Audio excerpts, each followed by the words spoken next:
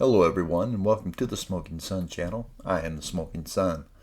Today's video is about a family murdered in a small Kansas town that was made famous with a book and a movie. But before we get going, please hit the like, subscribe, and notification bell. And here we go.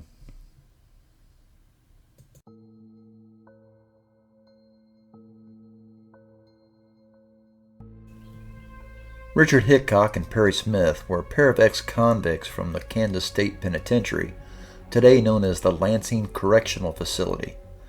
While there, they had learned from a former cellmate named Floyd Wells of a Kansas family where he was employed as a farmhand about a safe they had on their property that contained a large sum of money. Hickock and Perry were all too happy to pay the family a visit, so they drove over 400 miles across Kansas with the intent to rob them. Early in the morning on Sunday, November 15th, 1959, they arrived in Holcomb, Kansas, and entered the unlocked door of Herbert and Bonnie Clutter. Herbert Clutter, who went by Herb, was a successful farmer, devout Methodist, and a community leader, and Bonnie Clutter was a homemaker and the mother of their 4 children. 23-year-old Ivana was married and lived in Nebraska, and Sister Beverly was away as a 21-year-old student in nursing school. The other 2 children that were living at home were Nancy, who was described as a boy-crazy 16-year-old, and her brother Kenyon, a 15-year-old who has been described as a loner of sorts that played musical instruments and tinkered with electronics and machines. When Hickock and Smith entered the home, they found Herb Clutter downstairs and asked him where the safe was. Herb told them that there was no safe. So after waking the rest of the family, they shoved the family into a second-floor bathroom and searched the house for the safe that Wells told them that was there, but came up with nothing. So they decided to separate the family and took Bonnie and tied her hands in front of her and tucked her into her bed. Then they took Nancy, tied her up, and put her into her bed. Then they took Kenyon and Herb to the basement and put them in 2 separate rooms. They placed Kenyon on a sofa in one room and Herb on a mattress in the other. Hickock and Perry had already decided that they were not going to leave any witnesses, and after they debated briefly, decided how they were going to do it. Smith, who had always been deemed unstable, shot Herb in the head, but not before unsuccessfully stabbing him in the throat with a hunting knife. After that, the pair went into the adjoining playroom, and Smith shot Kenyon, killing him instantly. The 2 headed upstairs into Nancy's room and shot and killed her, before heading into the room where Bonnie was and shot her in the side of the head, killing her instantly. Each of the 4 Clutter family members were shot in a single shot blast to the head. Now after the murders, they gathered up the shotgun shells, grabbed Kenyon's portable radio and $50 they found, likely from a recently cashed $60 check, and fled the scene. They did, however, leave one thing behind: a boot print. Shortly after 9 a.m., a friend of Nancy's, Nancy Ewalt, and her family arrived to pick her up for church, and they rang the doorbell but got no answer. So they went to the back door and knocked, still no answer.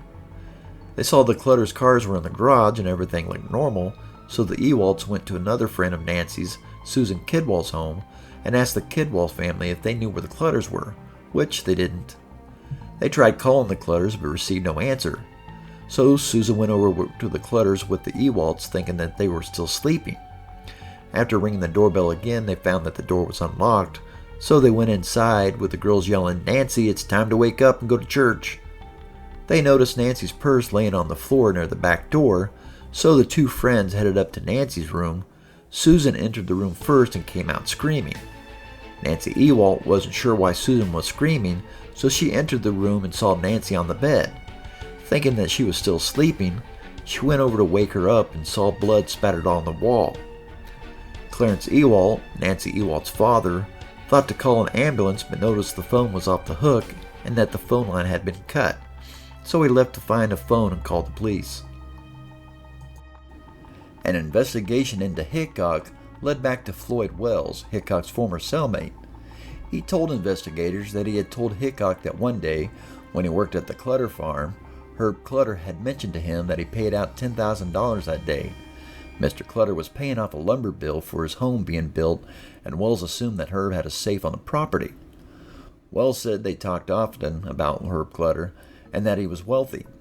Wells then told investigators that Hickock mentioned to him of a friend named Perry Smith, and that they had planned, once released, that they would do some more robbing to earn enough money to go buy a boat for deep-sea fishing.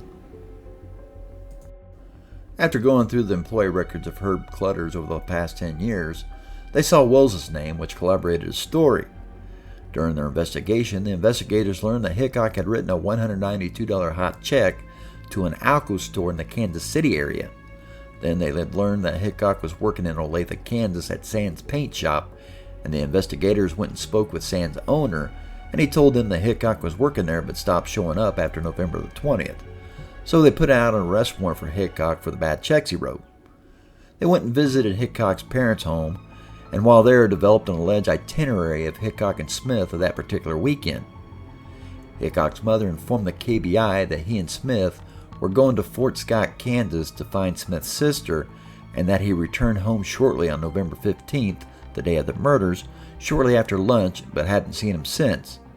They searched the home and found a bloody shirt and a shotgun. The investigators went and talked to Perry Smith's sister, Dorothy Marchant.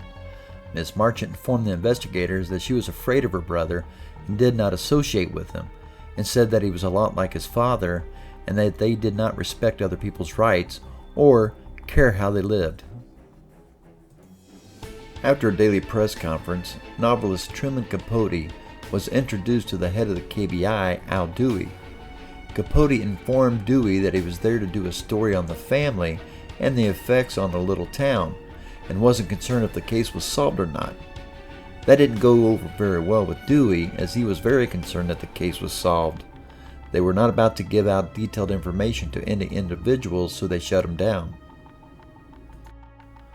During the investigation, Hickock and Smith sold some items that they had stolen, and the two went down to Mexico. And when the money got low, they bought a pair of pistols, sent their belongings ahead of them, and headed back to the United States with the intent to rob people for more money. After starting off on the wrong foot, Truman Capote became friends with Al Dewey and his wife and would be invited over to the family's home. He became up to date on the Clutter murder investigation, and on Wednesday, December the 30th, while hosting Truman and Harper Lee, Dewey received a critical phone call from Las Vegas, Nevada, who had received an attempt to locate from the KBI with a license plate number and vehicle description. They had located the car, and in the trunk was a box sent from Mexico, and informed Dewey that he had Hickock and Smith in custody. In the box were boots that matched the ones that left a boot print in the Clutter home. When the KBI agents arrived in Las Vegas to pick up both Hickock and Smith, Agent Harold Nye interviewed Hickock and started out talking about the bad checks he had written. Then Nye started talking about the weekend of the Clutter Family Murders and why a boot print of Hickock's was found at the scene. Hickock ended up confessing to being part of it, but insisted it was Smith who had shot the Clutters. Now, Smith refused to talk to investigators at this time. A couple days later, they were put into two separate cars on the return to Kansas, and Nye told Smith that Hickock had confessed to the agents. When Smith saw that Hickock was talking in the car ahead of him, he was angered and proceeded to give his take on the situation, and said that Hickock had invited him from Las Vegas to Kansas City because he had a setup that was a cinch. After staying the night at Hickock's parents on November 13th, they took Hickock's shotguns and got a new tires on Hickock's car and headed for Holcomb, Kansas, stopping on the way for rope. At the trial, the county attorney read 8 names, each of the Clutter family, twice, once for each of the defendants for their murders in the first degree. The prosecution spent 4 days on their case in chief, along with their 2 confessions sought the death penalty. The defense's only argument was that they were insane and pleaded for life in prison, but the state psychologists testified that they knew what they did was wrong, and it took the jury less than 30 minutes, all voting for their death. Then on April 14th, 1965, both Hickock and Smith were hung for the murders of Herb, Bonnie, Nancy, and Kenyon Clutter.